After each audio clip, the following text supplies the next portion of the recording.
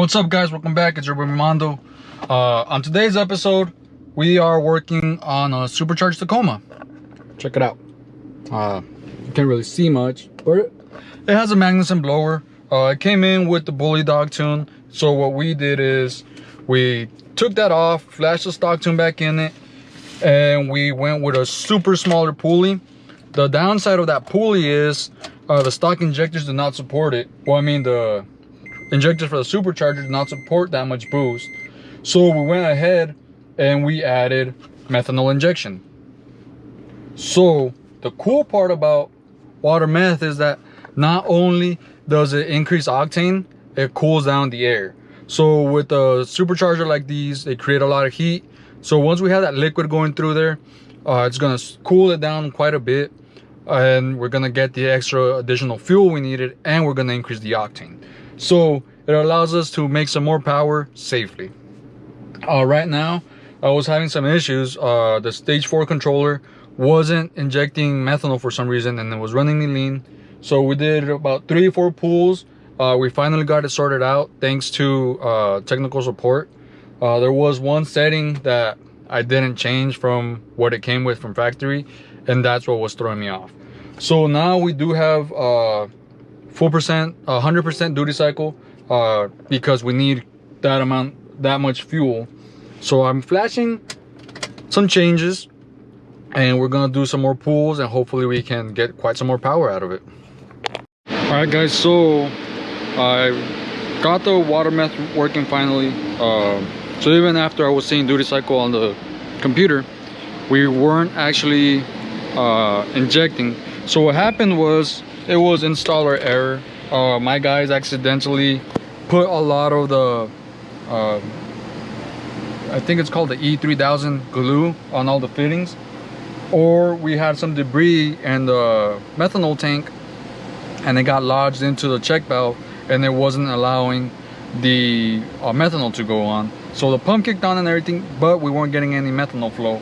So that's why I asked to go back up to the 6, when I figured it wasn't required, because a 6 flows a lot. That made my car run stupid rich. But I wasn't seeing any changes. So we went up to the 6.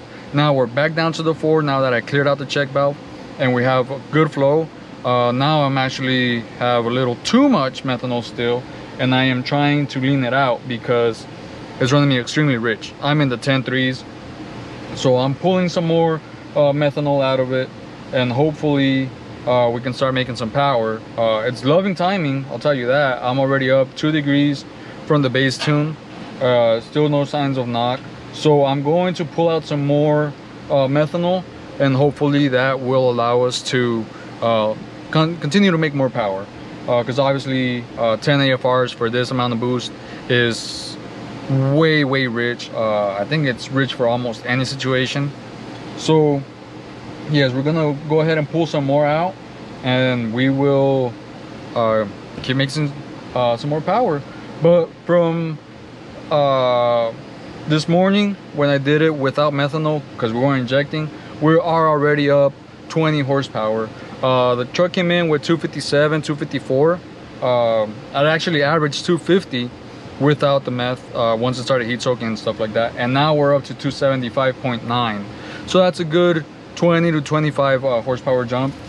Torque, it's kind of hard to say. My RPM pickup doesn't read it well, so I get fluctuations in RPM, and the Mustang dyno uses RPM to read the torque.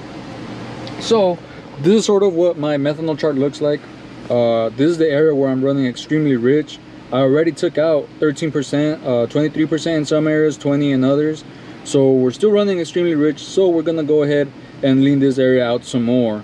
But in the meanwhile, I don't want to bore you with all the details, so I'm gonna go ahead and do this behind the scenes and check out this pool.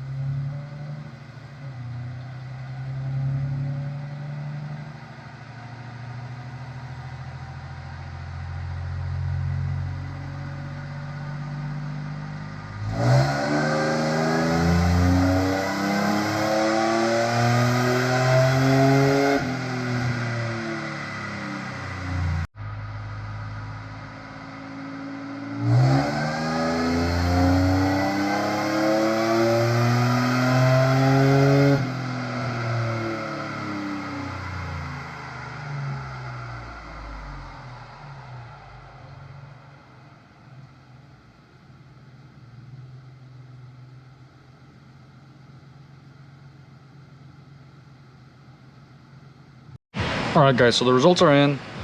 Just got done tuning it. Unfortunately, I didn't get the most I wanted out of it. It developed an exhaust leak. So here's it at. This was the first pull I did on a base tune with lower timing, because we know the injectors weren't up to par, and I wasn't sure if the methanol was going to kick in or not. So we pulled timing and all that, but this is where we were at. And this is the pull that gave me the most horsepower. And this is the last one where we started developing the exhaust leak. So the problem with the exhaust leak was it makes a really high-pitched tone, and it started picking up as detonation, so it started pulling a lot of timing. So that's where we dropped approximately 276. We dropped around 6 horsepower, which is not crazy amount, but it will create issues. And it also leaned us out some. So this area right here is where I have a dip in air fuel. It goes rich for some reason. I pulled a lot of water meth out. I pulled a lot of fuel out in the tune, and it's still going. So we're just gonna leave it as is. Once we fix the exhaust leak, hopefully we can dial that in a little bit better. But yes, overall, even with the pulling of timing and all that, we picked up an average of, we're at 255. And now we, at the same RPM, we're at 276. So that's 21 horsepower. I know it doesn't seem like a lot for being boosted, but the fact that we were able to run it without that 7 injector, get some more horsepower, and also run it a lot more efficient, timing wise, octane wise, and everything safely, it means a lot. So I do have another one that still has a Yukon, and we'll see if we're gonna leave it with the Yukon or just rip the Yukon off or continue tuning it, because that truck came in with a lot of problems that we're currently trying to fix. So it will be a great comparison from an HP tuner's tune to a Yukon piggyback. But as of right now, my average horsepower on this was 280. I did see 286 at one point, but obviously the chart shows slightly lower because of the smoothing factor. So with that being said, we will fix the exhaust leak, and hopefully we can add some little more timing, dial in the airflow a little bit better, air fuel a little bit better, and we should be able to.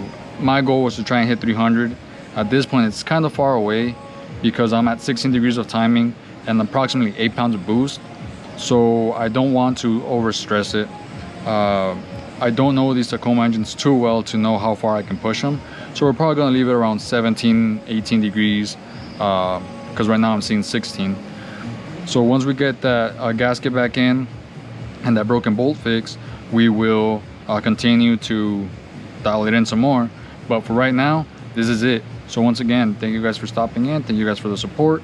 Leave a comment, leave a like, give me some suggestions, and I'll see you next week.